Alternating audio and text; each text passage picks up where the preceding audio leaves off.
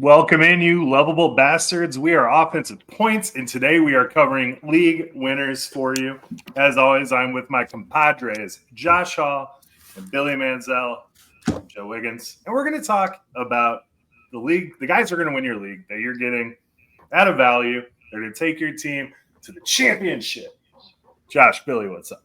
And if you think that Joe's a little quirky here, or maybe sounds a little funny if you're not looking at the video, it's because he's inside one of those tents with bug fumigation, whatever the word is, and he is currently getting higher and higher as the podcast goes on. So I pretty much was all day, Josh. That definitely not feeling all put together today, but I'm going to do my best. You guys lead the show. This is kind of I'm going to take the week after their draft. I can wake up. There's NFL week after the draft tomorrow. Oh yeah, the week after the draft is rough. That's always like a. Dude, honestly, so I don't know what it is. I didn't do anything different than I usually do, except for falling to rocks. But I didn't do anything different than I usually do, and I felt great every day. Cook almost fell into rocks for you. I got a nice peel going on. Ooh, nice peel. Oh my God. Yeah. Oh, brother. Okay, sorry for the audio audience. Good thing you couldn't see that. Yeah, you don't see it looks like leprosy. What's the Austin Powers like? Oh, just a little flake of my skin. He's been eating that all week too. So fun fact about all of this, we did a little float draft. I think we talked about it on the last one. And Billy, Joe, and I were all in separate canoes with compadres of ours. And we had just such a good time. But over the week, or like these last few days, I've just found more and more bruises on my body. And my favorite one is the like waistline bruise of the edge of the canoe whenever I was dipping myself into the 50-degree waters and didn't want to do a full submerge. Wasn't ready for that yet.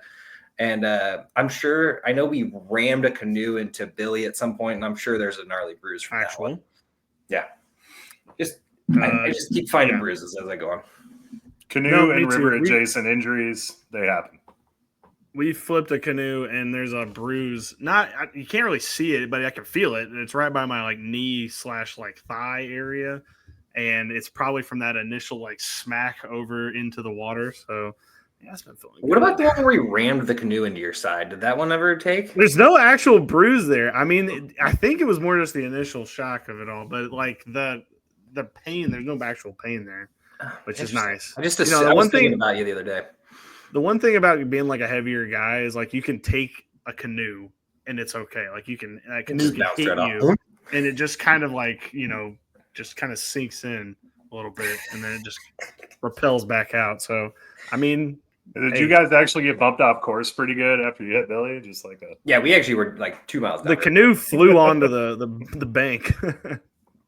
And we were on the bank. This was after the canoe flipping times. But anyway, enough about our draft. We had a great time. Let's talk about your guys' drafts, and that is the listener. I mean, we obviously are all in the same drafts. Yeah.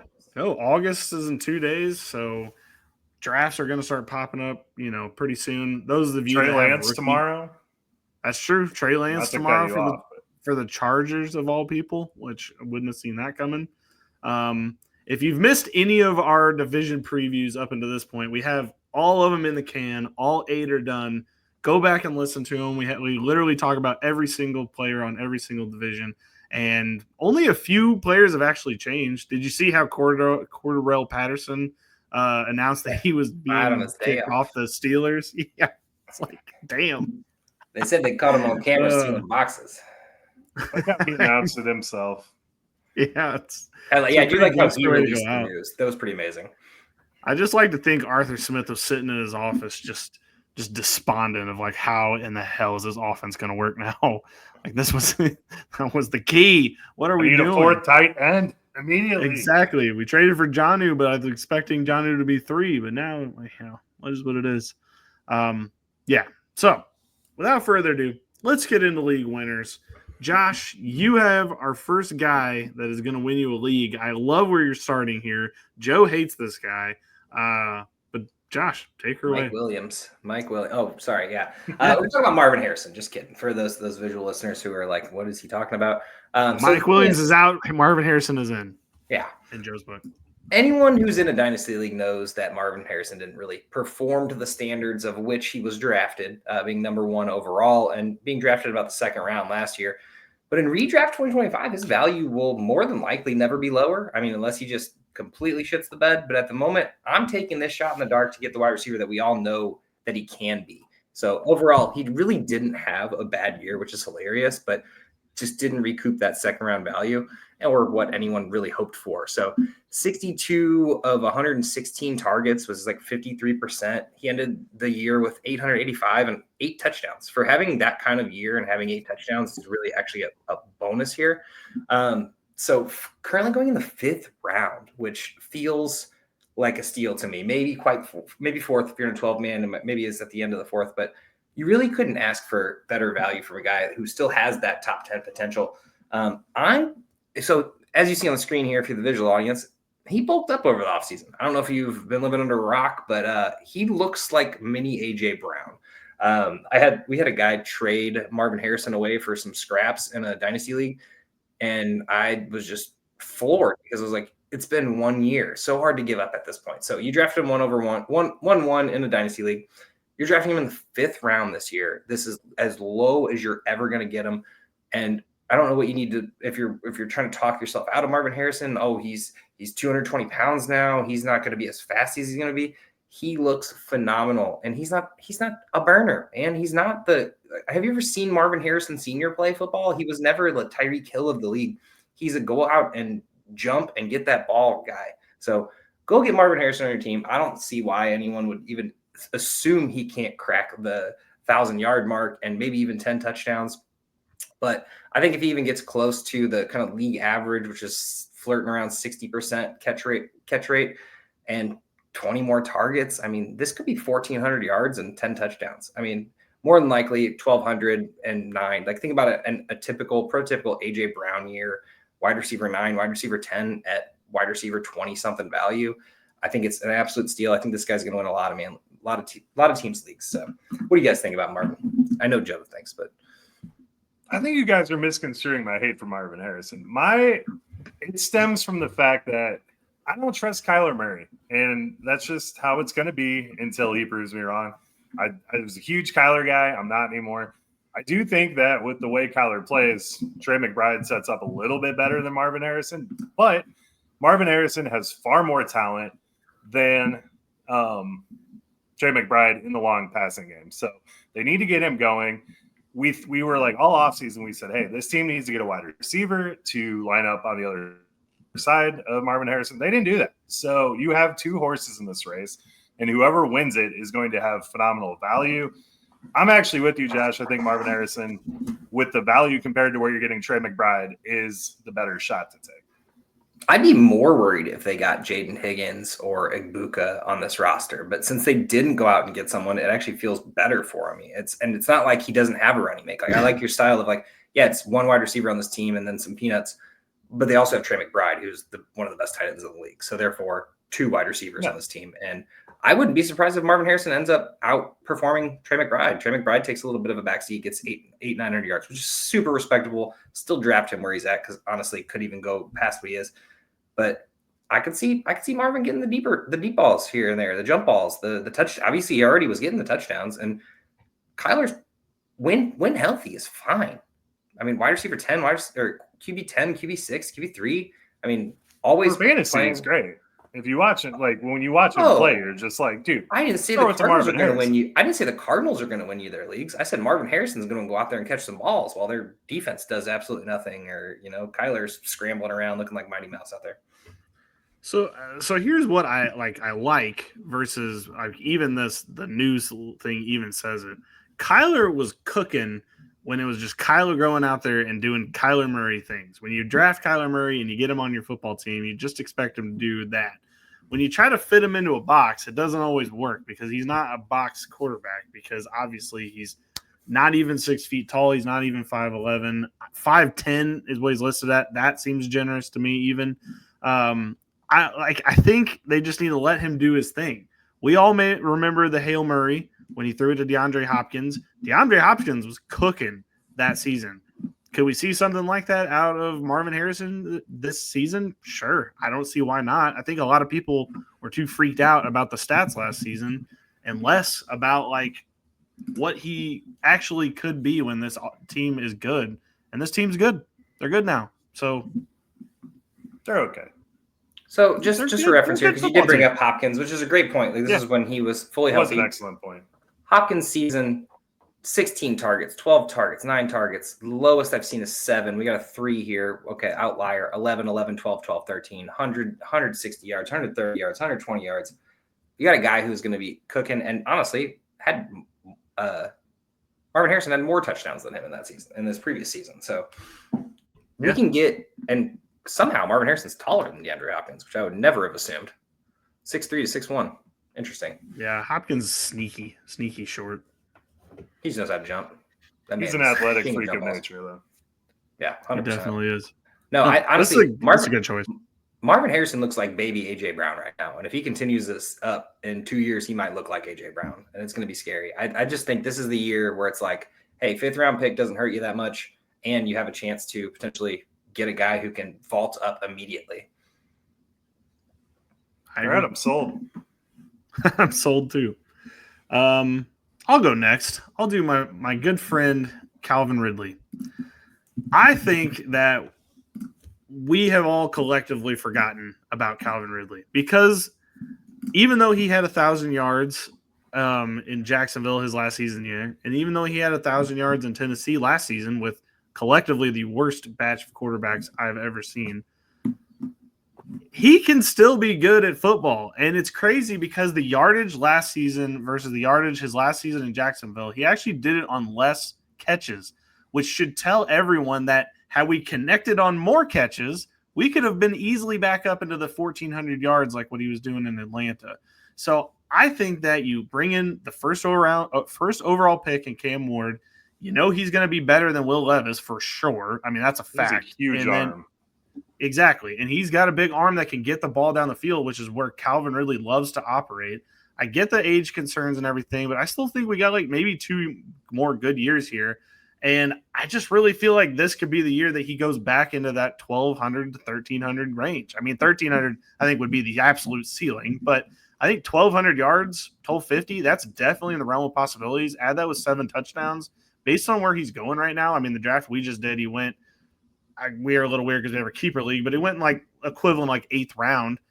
That is the kind of return you need from that spot to win you a league, because if you punted on wide receivers early in the draft, you went, say, tight end, running back, you went running back, quarterback, or even you got like Jamar Chase, and then you were like, I'm not going to worry about quarterback or running wide receiver for a while. Calvin Ridley would be a perfect guy to have in that, like as your super guy that you need in your flex, or even a potential wide receiver too, if you really don't want that many wide receivers, to where I think this guy could hold his own, make the points that you need, win you the league. I think he's an easy no-brainer here. The most impressive thing about Calvin Ridley is that he had that 2-year hiatus where, you know, he took a year off for mental health essentially, and then the next year wasn't he suspended for a year? Cheating. Gambling, whatever. Yeah, I was gonna say I thought it was gambling, but for some reason it didn't seem right. It was gambling. So he was out for 2 years, right? And then everybody thought he was a complete bum. No one wanted to draft him in 2022. And he came out here and puts out a 1,000-yard season in Jacksonville. And then he goes out there on a new team with another shitty quarterback. No offense to Trevor Lawrence. I mean, he's been fine, but he hasn't been great. And he goes to a team with like 3 different quarterbacks the entire year and still goes out there and puts up 1,000 yards. Like, I don't know how many times we need to give Calvin Ridley the respect that he deserves. Obviously sat behind Julio this first couple of years and still was performing. And then whenever it finally was his show, he took off, and then he had his little breakdown, and now he's back. Like, I don't know what to tell you. And if Cam Ward is anything, he's got the best quarterback he's played with since Matt Ryan. So, yeah, for sure. No, Billy, you're right. You sold me again. My only thing, if Calvin Ridley would have played with Mason Rudolph last year, we wouldn't be having this conversation, because he was the only quarterback that threw it to Calvin Ridley. But you know where Calvin Ridley's going, he's going around Jerry Jeudy, George Pickens, Ted McMillan. That's really the only thing where I'm having a little bit of pause on it, because I feel like, you know, we're in a lot of drafts, but if you're only in one league, I think you would probably want to lean like a guy like Ted or something. But I do love Calvin Ridley. I love the connection with Cam Ward. The only other concern is all of the other smattering of wide receivers on this team. You know, is Restrepo going to be something? Alamainer, you know, we've seen Lockett and Camp kind of look good. So it's my only concern about it. But I love Calvin Ridley. You make great points. I'm used to arguing with you guys way more than I am, and you've sold me twice. So Joe, the only reason I will say that you may not need to worry that much is that Brian Callahan did have Jamar Chase, T. Higgins, and Tyler Boyd, and made them all semi-relevant. I mean, Jamar Chase obviously was super relevant. T. Higgins was too. And then Tyler Boyd, to a fault, I mean, he was pretty relevant. So 600, 700 yards, I mean, for a third. Yeah, even if there is a smattering of other guys out there, you can still see that Calvin Ridley can be that number one. Now, is he going to get 20 targets in a game like Jamar Chase?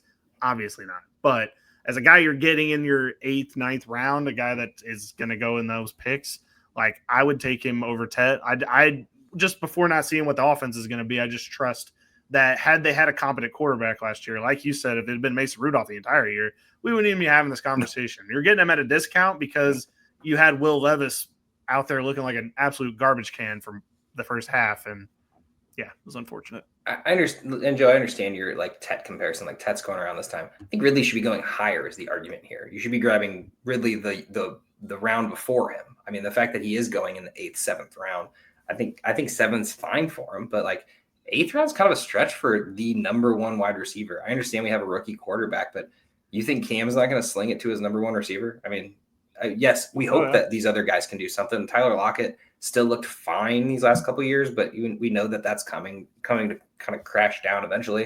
And then these rookies, we have no clue. I mean, unless we get something out of camp or preseason, like a big game, and that still doesn't mean anything. So, like at this point, Calvin Ridley moving forward is the number one wide receiver on this team, and I mean, I think he showed it these last couple of years that he can do it with less than quarterbacks. I'd love to see him with a good one. I'm just really kind of willing Cam Ward to be good because Tennessee's had such bad luck with tight ends or quarterbacks. Tennessee needs a good quarterback. I want to go to a game. We live pretty close to Tennessee, man. I would love to go down and see them. But the Eagles never play there. So once the Eagles play there, I'll be there. But hopefully they have a good quarterback at the time. Hopefully it's Cam. Hopefully he's there for a while. Bears are going to whoop their ass week 2. It'll be beautiful. Hopefully. We'll see. Hopefully. Jackass. All right, Joe. 2 rookie quarterbacks. Take it away. All right. My first guy, I'm going to go with Tyler Warren here. This dude averaged 6.5 receptions per game at Penn State. It was a weird breakout. He didn't do shit for the first 4 years of his college career. And then last year, it just blows up. So, I mean, there's a little outlier on that one, but we saw him play. I love the talent there. He's an absolute savage in the middle of the field. So you have Anthony Richardson, you have Indiana Jones, and they both suck. Can we just come out and say that? It doesn't matter who wins this. They're both going to suck. There are awesome weapons on the outside, and they have a really good running game. So I think Warren's going to be a target sponge for those high percentage completions. He's tight end 11 right now, 107 overall. I'm taking that in the 9th round all day. I don't like doing this, but you could, if you did get a Kittle early. I mean, I just did it in a draft where I got Bowers and I snuck back in with Tyler Warren at the end.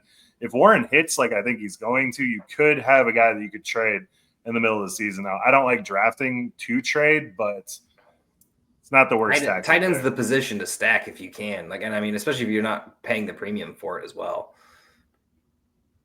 Yeah. Not to mention, you can always put in your flex, man. If he's scoring like any of these last 2 rookie tight ends in his rookie year, I mean, no, you know how I feel about Tyler Warren. I just feel like who else is going to do it? I love Pittman. I've been on the Pittman train for years. I want to say it's him, but this quarterbacks can't seem to just find him consistently enough. We got Josh Downs and freaking Alec Pierce catching 1 deep ball per game for 40 yards. And it's like, that's not going to do it for me unless it's a touchdown. And then in which case I don't want to play that game. But if Tyler Warren can get any sort of consistent targets or the running catch or the literal running, I don't know what he's going to do. That's what's so fun about him. Yeah. He could lead him in targets pretty easily. Billy, go ahead. I know you don't like him, Bill. No. It's just this season. Just this season, because I think we're in a transition year for them, and this is going to be potentially into this coaching staff. We'll see what happens. I don't know.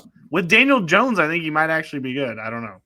Daniel Jones has actually historically not liked tight ends, so that's actually no. But I mean, he's got to throw it to something. And I mean, I have Michael Pittman on our team that we just drafted, so I'm hoping for the best. But I guess if you're going to go a route, Pittman, man, I feel like we've had Pittman. I mean, I want to too. The problem is this team doesn't have a quarterback. They have 2 halves of a bad quarterback, and like one has really good legs with no arm, one has decent arm with no legs.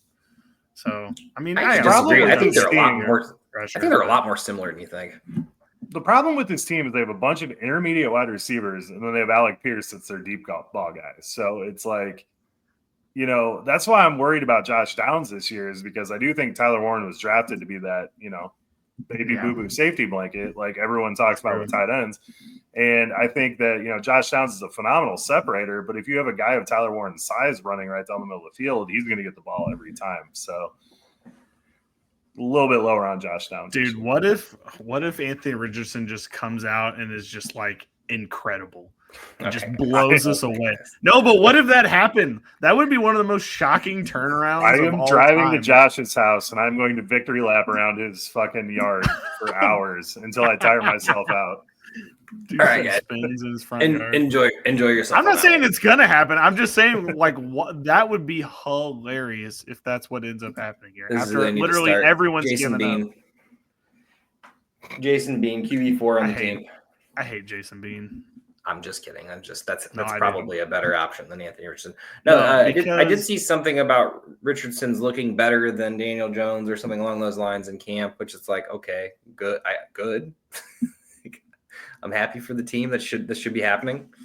But yeah. He's a good dude to pick up real late too, because everyone's pretty much written him off. I mean, the Scott Fish Bowl, I got Anthony Richardson way late.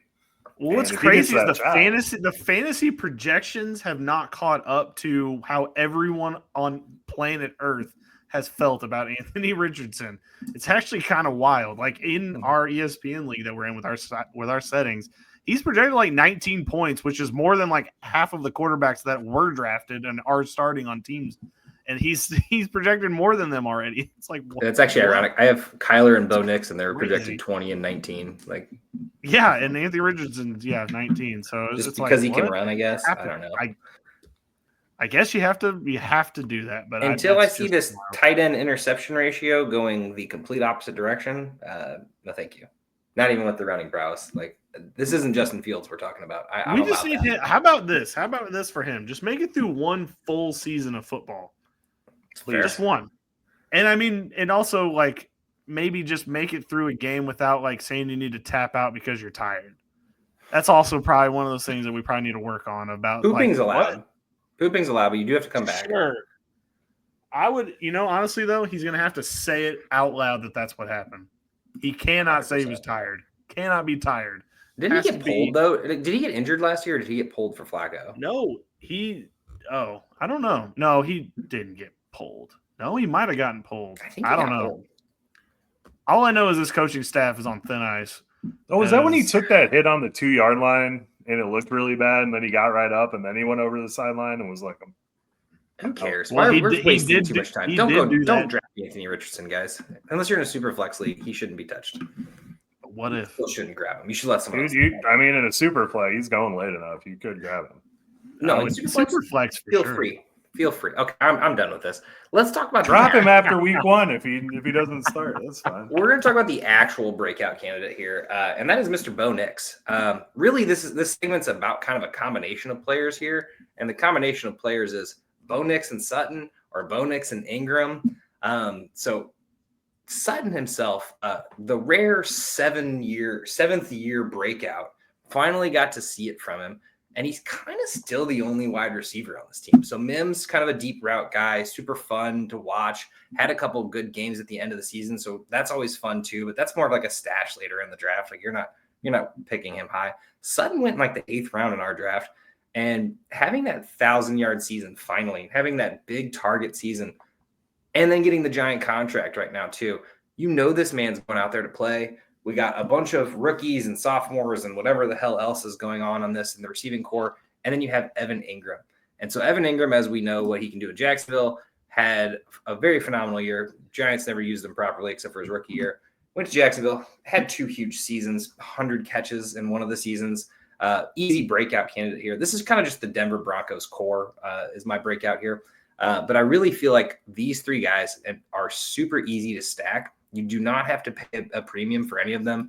Bo Nix went out his rookie year and played as QB7 on the year, and he's going currently at QB7-8. Why can't that go up with the addition of Evan Ingram, finally having another guy? Don't know what the hell is going on with the running game. I'm not going to tell you to draft any of those guys because I don't know what to do. I mean, maybe J.K. Dobbins picks up where he left off last year. Maybe R.J. Harvey really is the real deal. Maybe Estime finally gets a shot. But more than likely, it's just a huge committee you don't want a part of. Bo Nix, easy pickup for me. Go get the guy who still has the running prowess and the almost 4,000 yards. That's closer than a Bears quarterback's been in years, guys. Like, I'm just saying, on his rookie year. Imagine what could be in the future. But no, I love the stack here. I ended up stacking Ingram and Bo Nix, not even on purpose.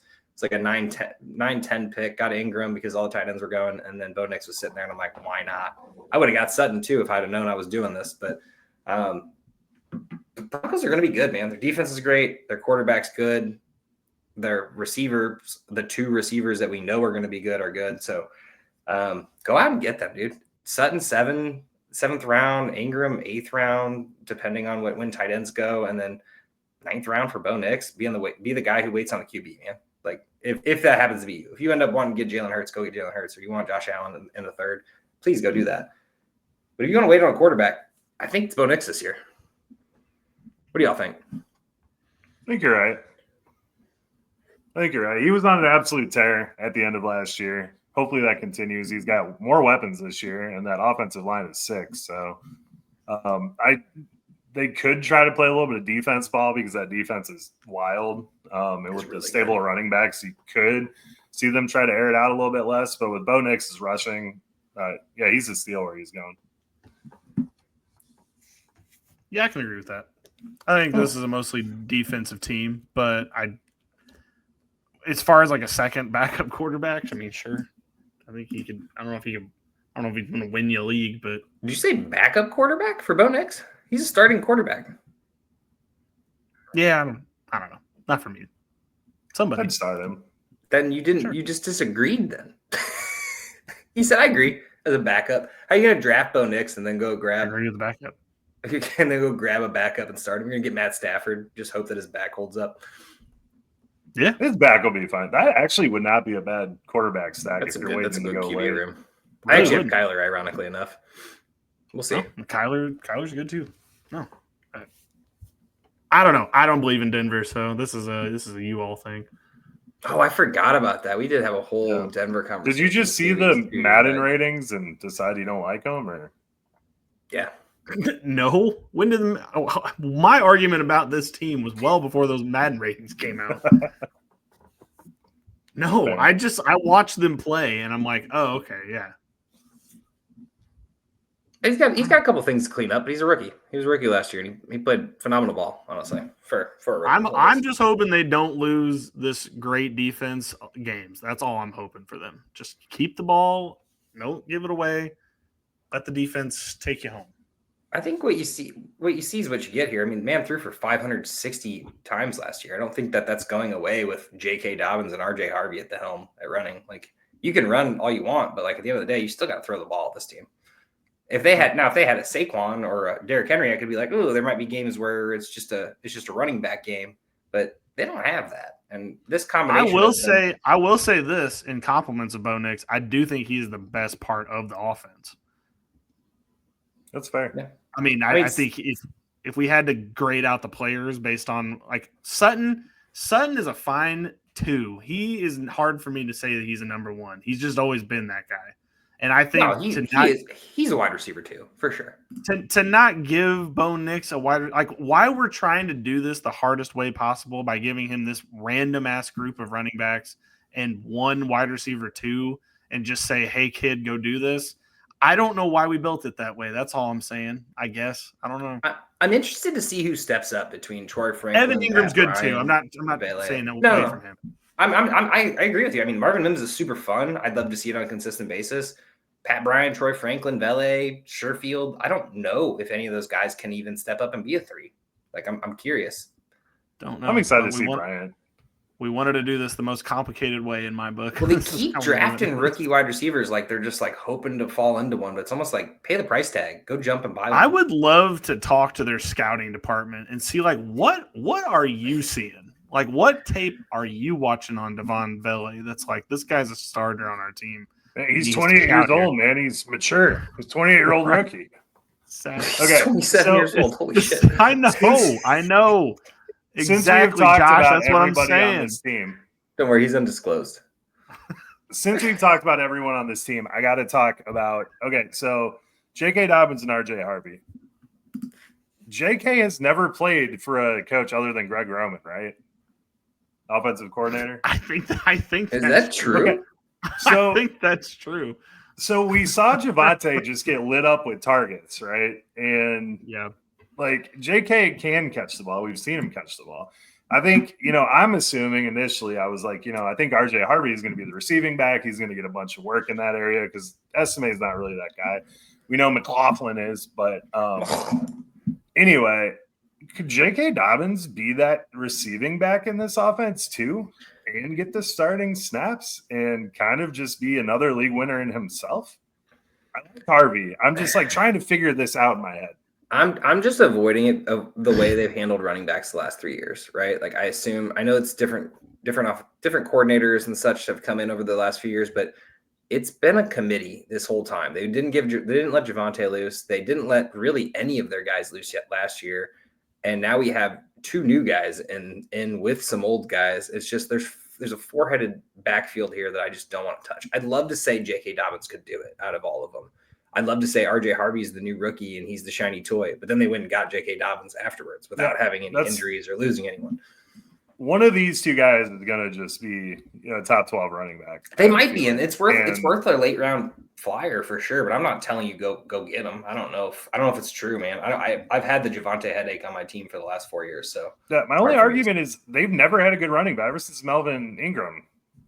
Melvin Gordon left.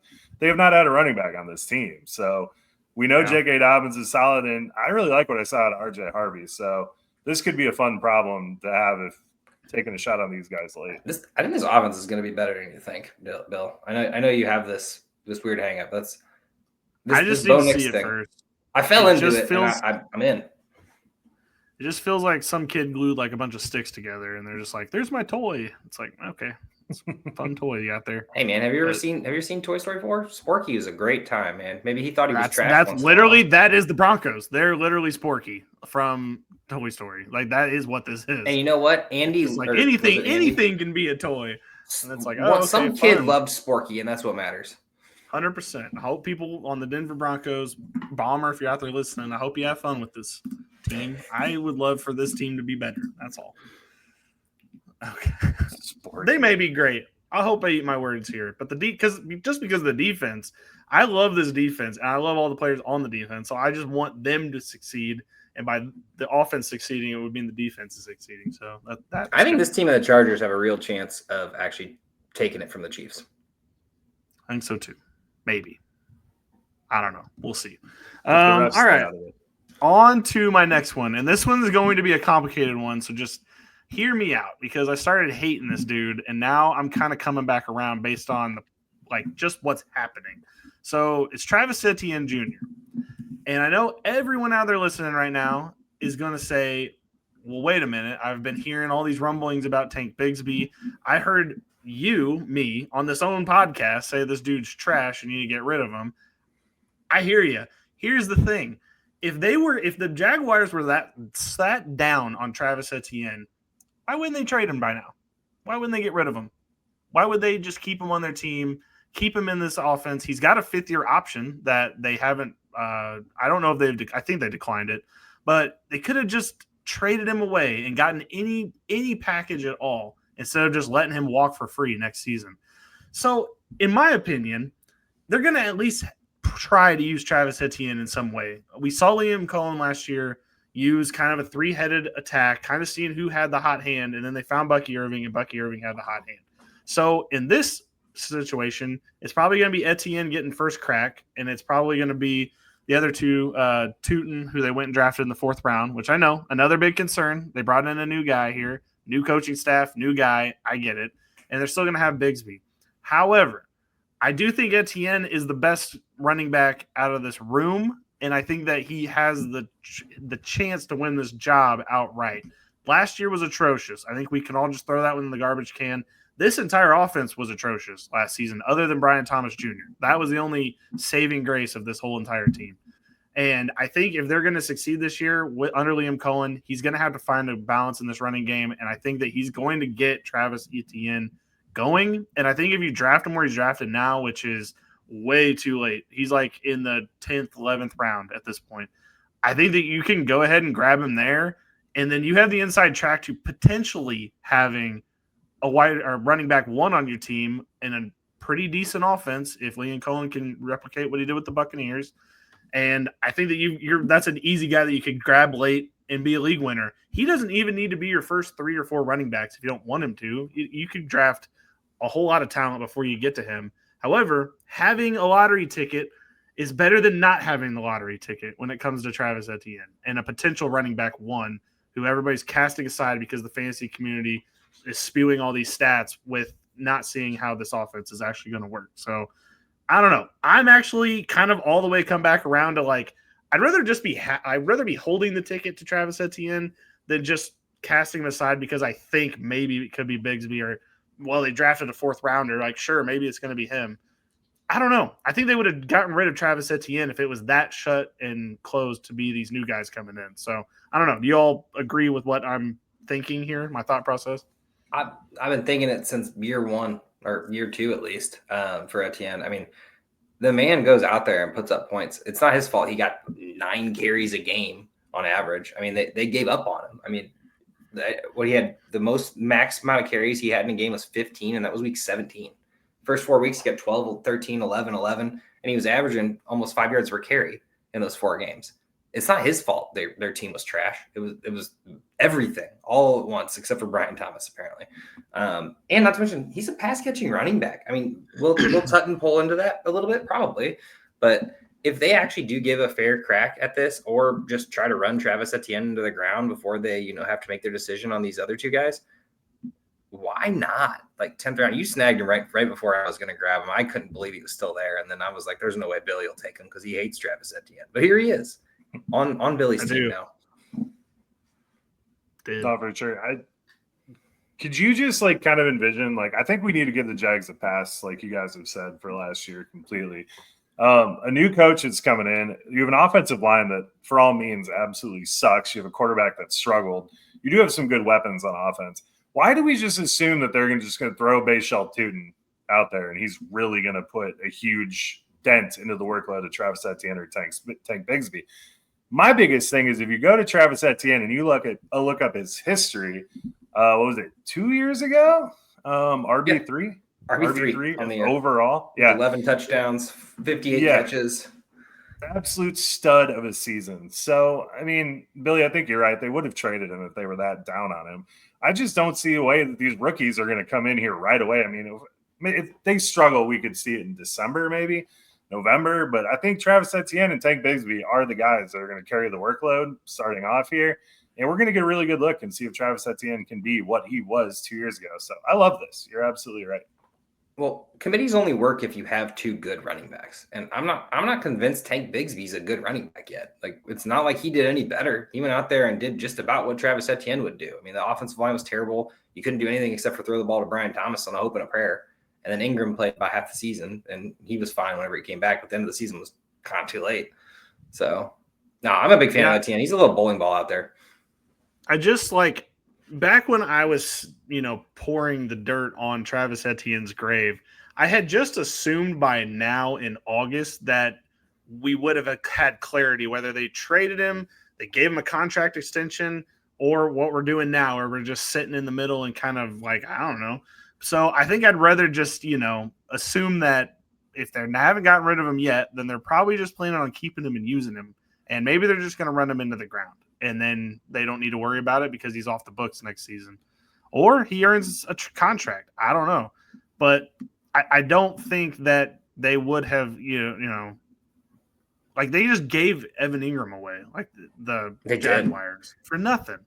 And it's just – and they gave away Christian Kirk for a 7th-round pick. So if they were looking to offload a guy that they don't plan on using on their team, they would have just done it, I think. So – I don't know, guys. I think I've come all the way back around. I was very down on him, but I assumed that we would know more by now. And we really don't. However, I do think that the inaction is the action. So I think I'm just going to ride it out. He's a good guy to grab late, especially if everyone else is just sopping up all of the fantasy discourse on him right now. I just love how when Etienne was out, they gave Tank Bigsby 26 and 18 carries, mostly because he doesn't really have it in the passing game as much. But whenever Tank Bigsby was out, week 11, Etienne got 12 carries. It was just like, I mean, they were playing the Lions, God forbid. But at the end of the day, it's like they basically just straight up split this workload down the middle, and it didn't work for either back. Like Bigsby had 2 big games while Etienne was out when they just decided, hey, look, it's one running back. And Bigsby's fine, but like, why not Etienne? Like, just why not the crack at it? And like you said, Billy, I'd rather be holding the cards than not playing at all. Right. I don't know. I think it's a good guy to grab. Could win you a league. You guys are really selling me on these people. That's our job, man. All right. I've always been an Etienne fan, so excited about his brother too. We'll see what happens. Kind of in a crowded backfield. California. Carolina is a weird one, but yeah. That is. All right, I'm going to talk about a guy that I have drafted in 100% of my leagues so far, I'm pretty sure, and that is Jordan Mason. This guy goes to the Vikings. He gets a 2-year, $10 million contract. When he was healthy last year, he averaged 5.7 yards per carry. Now, I know the shoulder thing pissed off a lot of people. It burnt the hell out of me. So I do have a little bit of grudge on that. But Jordan Mason goes to a place that has a better offensive line, probably a better offense overall, and they have Aaron Jones in front of him. Now, it's a confusing situation when you look at it, but I mean, Aaron Jones had a ton of fumbles last year. This was the first time I think he's had a healthy season in a while, all the way through. So we have a guy in front of him that's 30 years old, 29, 30, often injured. Yeah. Just kind of a guy that you really probably don't want to feature in your offense. And you go get Jordan Mason, who was highly effective running the football. I mean, he had over 20 carries many times last year. And I just think they're going to let Jordan Mason absolutely carry the rock. He can catch the ball out of the backfield. And we're going to see Aaron Jones kind of take a back seat throughout the season. Now, maybe in the playoffs, if they do make it to the playoffs with a second-year, technically rookie quarterback, we could see more Aaron Jones. But I really think Jordan Mason was signed here to carry the workload. And he is currently RB38 and 112 overall. So I think you're getting a steal with Jordan Mason. Yeah, I mean, obviously running behind the San Francisco 49ers offensive line is a little different than coming to the Vikings. But at the end of the day, what he did his first 4 games as essentially a rookie, considering he really barely played his rookie year, was amazing. And obviously the whole Christian McCaffrey thing pissed a lot of people off. And then the whole Jordan Mason thing pissed a lot of people off. Don't know how the 49ers haven't been like fined or lost a draft pick over all that handling of all those things. But say what you want, man. Jordan Mason's a baller, dude. I mean, you're not getting much out of the passing game, which is a little bit of a bummer. But at the end of the day, are there going to be any passes left over with this receiving core anyway? So Aaron Jones is fun. I love Aaron Jones. Actually, I love drafting both of these guys on different teams and just seeing what happens. Like, I wouldn't mind having Aaron Jones or Jordan Mason on one of my teams because this offense is going to feature some run. They got to keep it that way to be able to get JJ the ball the way they want to. Jordan Mason's, man, he's a big runner, and he can hit those gaps real quick, as his yards per carry will tell you. Yeah. I think he's got 10 touchdowns in him this year. I don't know. Could be. And then honestly, you're just waiting on either an injury potentially. That boosts him up all the way from Aaron Jones. And then obviously what we thought they were going to replace him for anyway, those fumbles last season. I know he kind of shored that up a little bit towards the end, but I mean, if he starts fumbling at all, Aaron Jones, then why would they not just give the work to the better running back at the time, hot hand approach? So I think it's just smart.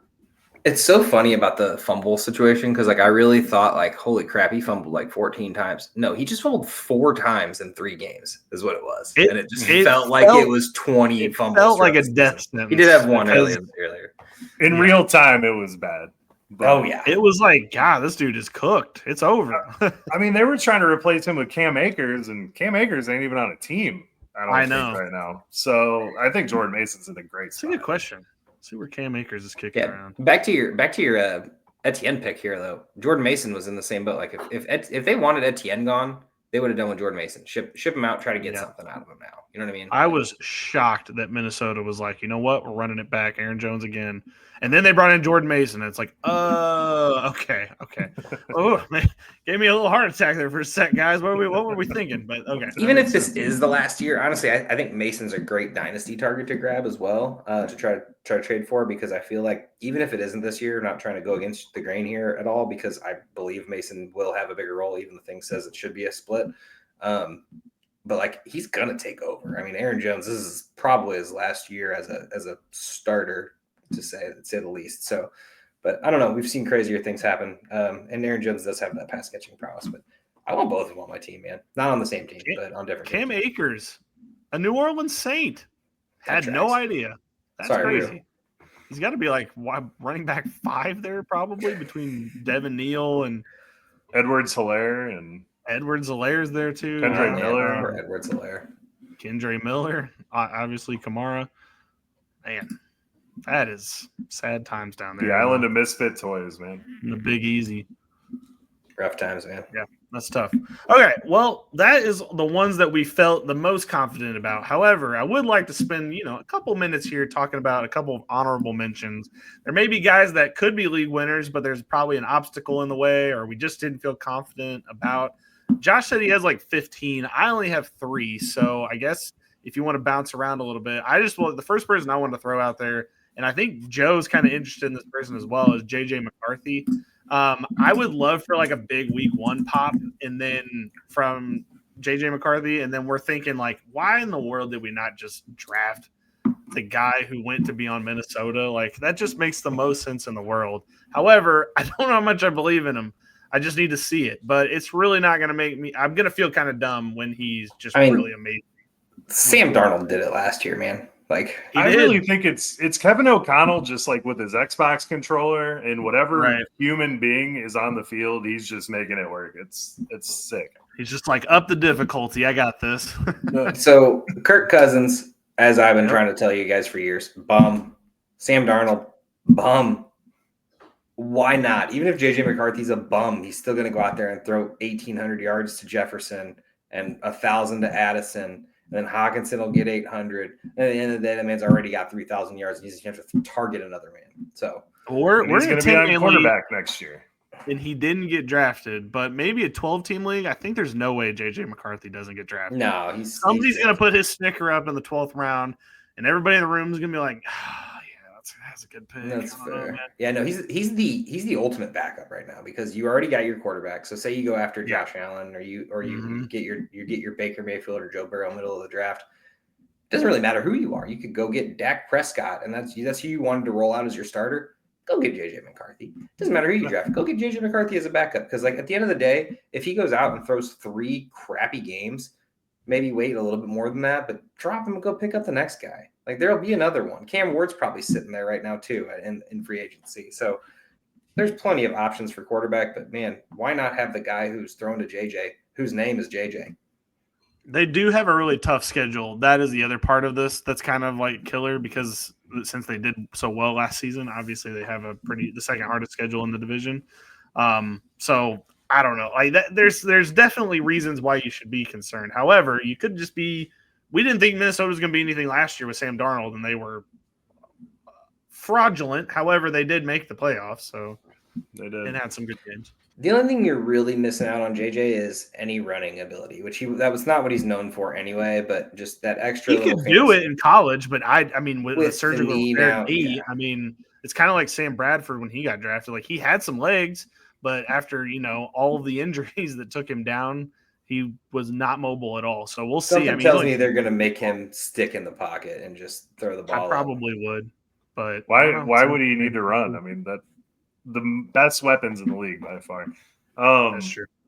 Josh, I'm going to throw mine out and let you run through your 15. So I'm not going to go through all of them.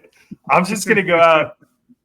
I wanted to put him in my top 2, but Emeka Egbuka, the more we find out about Godwin after they made that pick, we were like, what? And then we kind of started speculating on the pod here. And we were like, I think Godwin might be a little bit more hurt. And then sure enough, he had a second surgery, and he's probably not going to be back. And then we have Mike Evans, who is oft injured as well. So I think Emeka Egbuka, he was an absolute stud in college, more of a possession guy.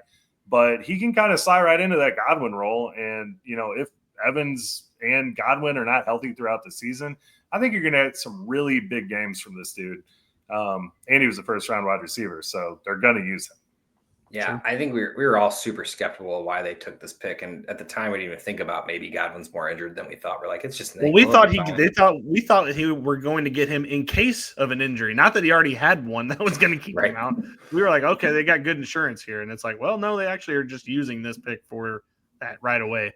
I'll tell you this, makes me feel great about Jalen McMillan. I thought he was dead in the water. He actually has a chance to be the guy he was meant to be, wide receiver 3. That's true. Egbuka was actually my wide receiver 1 coming off the board to start outside of Travis Hunter because once again, we didn't know what he was going to be at the time. But yeah, no, I was super stoked about Egbuka, and then he went to the Bucks, and I was like, just completely wrote him off. Wash, not draft him. Don't want him on my team. And now it's starting to look like, holy crap, I could have had him in dynasty drafts in like the late first. Had we known what they know. All right, well, let me just go ahead and get you your sleeper of the year. I know we'll do sleepers later, but I just want to go ahead and talk about my guy, Taj Brooks. Yep. League winner? Dude, I'm just saying, there's a chance, man. Okay, number 1, he's a pass-catching running back. Chase Brown isn't known for that, but has. You know Samaje Perine's back, by the way. Do know Samaje Perine's back. Can I let the man cook? It's me. I was high when I said that. My bad. When I said that, Ricky Bobby. All right, listen. Y'all know I don't believe in Chase Brown, and it's not that I don't believe in Chase Brown because I actually like Chase Brown a lot, but I do not believe in him as a running back 1. He was a running back 1 by default last year. I was actually going to say this before the Zach Moss news, but here we are. I actually probably would have kept him as one of my top guys, and y'all would have still called me just as high. But Chase Brown is a good top 2 back. league winner. Yeah, we would have been calling you high for that. But the problem is now with Zach Moss breaking his neck in 5 places or whatever it was and being cut from the roster, Chase Brown's stock is never going to be anything under the 3rd round at this point. Chase Brown's going to be drafted as if he is a, I don't know, Alvin Kamara 2 years ago, James Conner 2 years ago. I'm trying to find DeAndre Swift will be drafted behind him. There's so many running backs that I'm just like, I would take all this. I'm not looking at the rankings right now, but Chase Brown is going to be drafted way too high for me to even want to touch. But Taj Brooks is at the end of the draft. Maybe he gets boosted up a little bit with some camp hype, but this man has all the keys in the kingdom to potentially at least cut into Chase Brown's role, if not, make it a 50-50 split at some point. Or if, let's say, something terrible happened to Chase Brown and he got injured, Taj Brooks is thrust into the starting role. And yes, this absolutely could be a league winner. We need to start talking about it because without Zach Moss there and knowing that he's not playing this year, yes, Samaje Perine's there to cut into some passing game, which actually is another deficit to Chase Brown. So, my man Taj, man, the Taj Mahal, put him on your draft board as the last pick and just see what happens. I like Taj Brooks, but I don't know this one. A lot of things would have to happen. I feel based on name value alone, if he doesn't make the NFL, he should totally go be an actor because Taj Brooks is just a suave name. He's got a great name. Well, everyone always goes, having people at his house. He was a 6th round draft pick. He's never going to be anything. Chase Brown was literally a 5th round draft pick. Like, let's get off the high horse of it matters where the draft position's at. It all comes down to availability. I love Taj Brooks. I had so much stock in Taj Brooks. I couldn't believe he went back to school. I thought he should come out last year, but whatever. I appreciated him. Apparently other people don't, but I did. Okay. I got one that I'll do quickly, and then the other one I kind of actually believe in. The one I'm going to do quickly, I kind of mentioned it earlier with Calvin Ridley, but Cam Ward. He's not being drafted. He's a rookie. He was the 1st overall pick. Have you ever heard of him? He went through our entire draft process, and he didn't get drafted. Probably the first time ever in history that the number 1 overall pick that was a quarterback did Anthony Richardson did this to us. In our league. And I just feel like maybe we should, believe in him a little bit. It wasn't like he accidentally slipped and fell into the number 1 overall pick. Like, people actually believe in him. And I think that he doesn't have a great team around him. I'm not going to try to gas him up that way, but I do think he's got an arm. He's got a potential wide receiver 1 in Calvin Ridley. He's got Tyler Lockett. He's got that plethora of other guys that Josh was mentioning when we were talking about him. And he's got 2 running backs that are pretty solid. I mean, both can pass catch. Pollard and Spears can both pass catch if they needed to. I don't know. I just feel like And I'm as much of a problem when it comes to this too, but I'm just like, why are we not thinking about him potentially being a guy? Like, we took both quarterbacks last year, and both of them were on teams, but this one we don't. I don't know. It just seems odd to me. No, you're right, man. I don't know why the Cam Ward hate. I mean, he slipped into the second round in most dynasty drafts we were in. This is the first time that's ever happened. Usually QB1 goes so weird in the 5th, 6th pick in a weird like lull in between running backs and wide receivers. It's almost because of the Shedeur Sanders thing. I think it has to do something with that. Like during the draft, everyone was like, where's Shedeur going to go? Where's Shedeur going to go? Is it going to be 1-2, him and Shedeur? And then Shedeur like had an all-time tumble down the board. And I think we just kind of forgot about Cam Ward. It's kind of crazy that fantasy's not thinking about him either. But, yeah. I mean, that's just the way it is. Okay, sorry, that took way longer than I even thought about. But my other one is a different Cam. It's Cam Scatterboo. I think that this two-headed monster for the Giants with him and Tracy could be a monster right here. So when the Giants were at their peak, they had Saquon Barkley cooking on all cylinders with the quarterback not needing to really do much. Why not just try to recreate that in the aggregate, to use a Moneyball thing, with Scatterboo and Tracy? Like, you could create a running back one. Both of these guys having very good value, potentially like one of them being an RB1, one of them being a low-end RB2, and like have both of them cooking on all cylinders. Like, why not do it that way? It makes the most sense to me. And the Giants won the last time they were good was a running first team. And that's what they could do here. They don't need Russell Wilson to throw the ball and throw interceptions and whatnot. All they need is Scatterboo and freaking Tracy to run this into the ground. So I don't know. I just really feel like we're overlooking Scatterboo here a little bit. I know he's getting drafted still, but like not he's drafted late though. Enough. He's not early enough for what he could be, what this offense could be. The last time they were good, Dayball did it with running, and now he's got two guys that could absolutely demolish defenses with running. So, I don't know. I feel like we're overlooking him a little bit. Tracy, too, but like Scatterboo because he's a rookie, really. I honestly think he's going there, and it's not anything to be a deficit to him. We pretty much assume that this is going to be a 50-50 split, right? So guy who Singletary better not be touching that damn ball. No, I hope so too. Let's just say it's a 50-50 split. The problem is Scatterboo doesn't have any speed. That man has been tackled at the 10-yard line way too many times in his career. He is a bowling ball, and he is probably going to get a decent amount of touchdowns and probably steal them all from Tracy. I think the problem is it's the New York Giants. And we've seen what their offense has been for 10 years. Yeah. 5 years. I don't know how long. So the problem is, okay, so this defense, right? Let's just go ahead and talk our whole team. We got a top 10 defense, I imagine. I mean, pretty best defense, maybe the best defensive line in all of football. And then you got Neighbors and Wandale and then some others, whatever. Sure, Sterling Shepard's still there for some reason. Slayton, sorry. No, Sterling Shepard's in Tampa, right? Okay, one of the S names.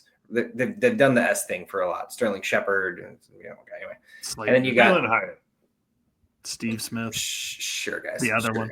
Sure, guys. So you have one good wide receiver. You have two good running backs. You have Russell Wilson as the game manager.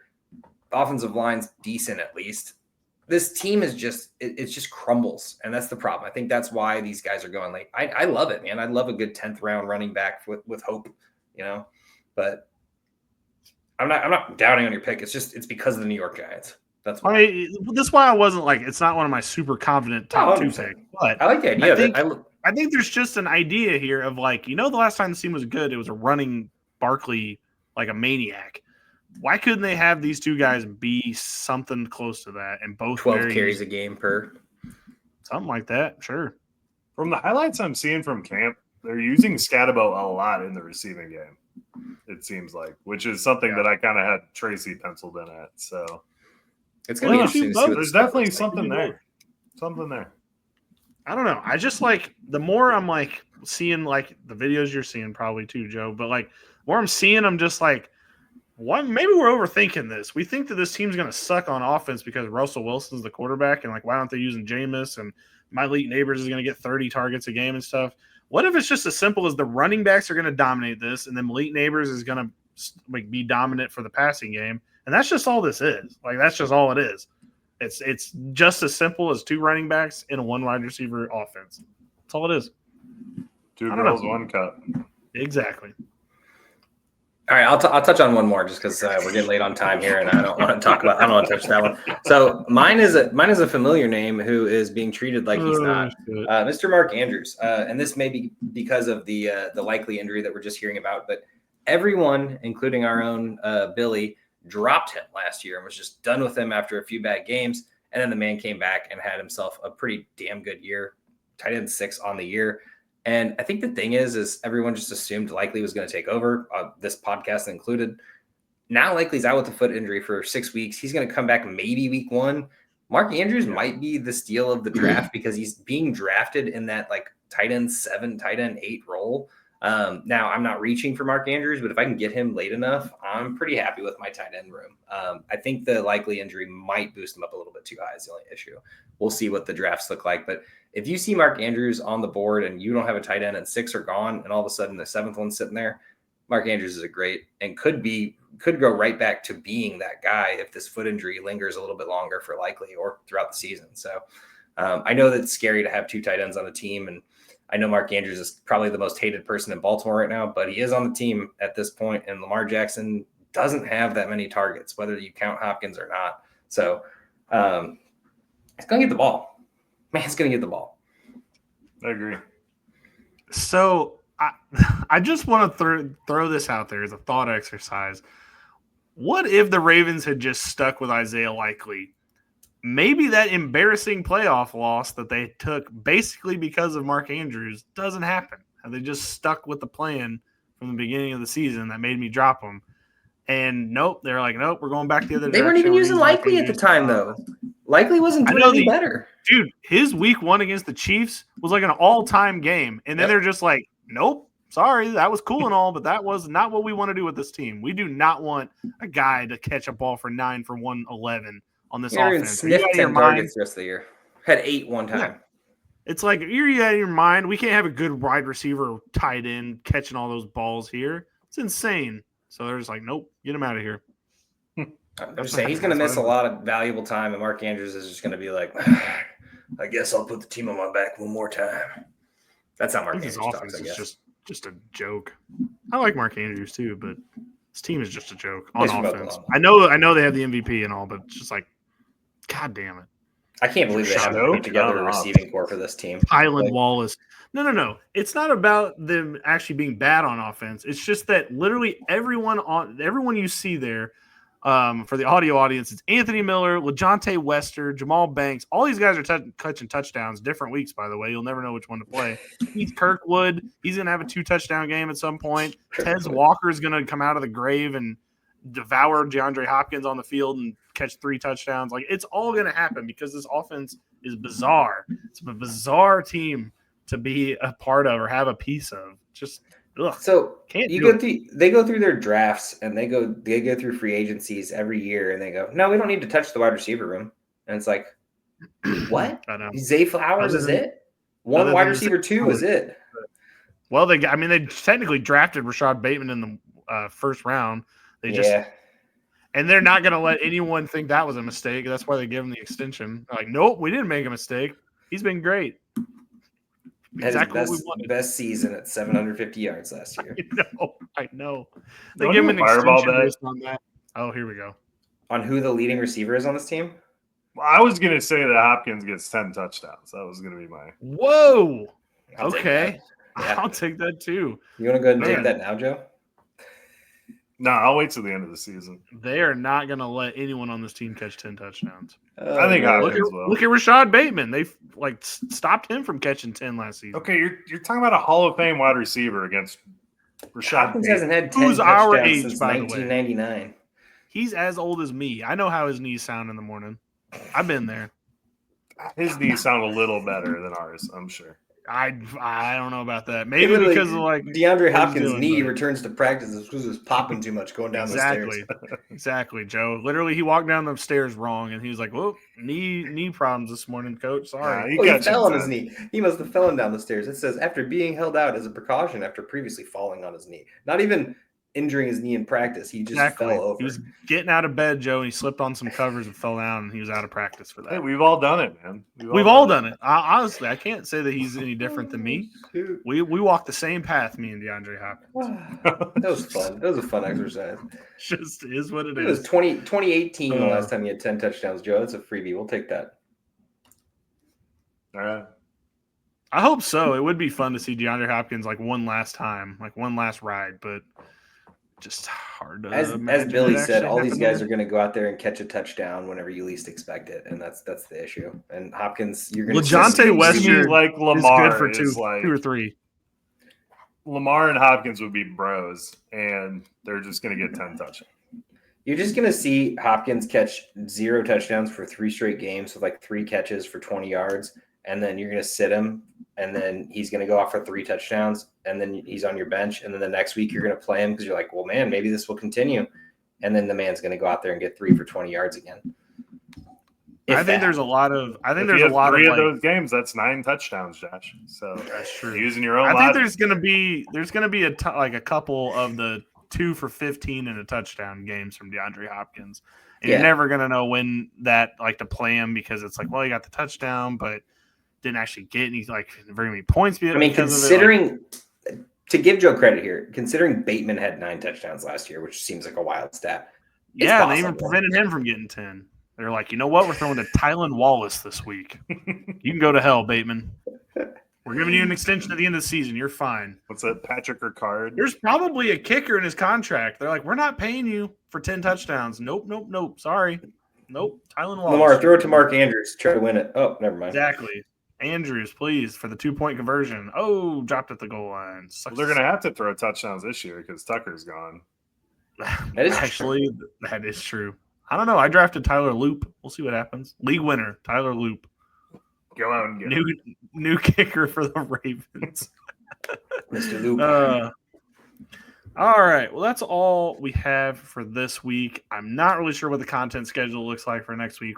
I won't be here, so these two are going to carry you on that way. Which will just be a great podcast, and you already know that. I know. Honestly, when you two take the steering wheel and drive, I kind of love listening to the content because you just never know where you're going, and that's awesome. I like that. Yeah, never know where we're going. It's kind of like a multiverse episode of Rick and Morty. Like it could go so many different ways. Exactly. It's kind of needed, every once in a while, just a little refresher. But it'll be the first week of August. You all will have watched a football game, so you can overreact to Amari and Hampton. Are you not watching the football game? 2 touches. Well, I won't get to react, but I guess on social media. You can give us your instant reactions and we can read them in our best Billy voice. Woof. Double woof. The Malik Willis, the 7-minute podcast. That might have been one of my best. It was one of the best. It's literally, that was the Kenny Pickett, Malik Willis, just train of disaster that whole thing was. Who would have thought Super Bowl winner? Kenny Pickett. Yeah, good point. Yeah, Joe, we should have saw it coming. We should have. With the gloves and everything. Exactly. And Bailey Zappi eating cheeseburger. Eating the cheeseburger. All right. That is all we got for this week. Joe, get us out of here. Good night.